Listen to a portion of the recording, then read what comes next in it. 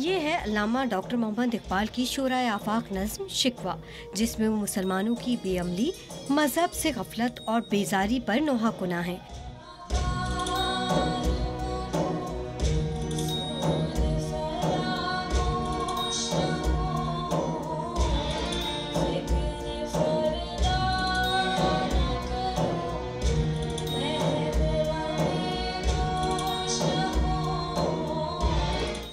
शिकवा की बात हो और जवाब शिकवा ना हो, ऐसा तो नामुमकिन है।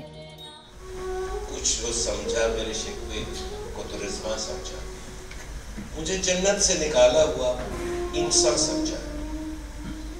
थी फरिश्तों को भी हैरत थी, ये आवाज है क्या? अर्श वालों में भी खुलता नहीं, ये राज है क्या? तासरे अर्श भी इंसान की तगोताज है क्या? आ गई खाक की चुटकी को भी परवाज है क्या?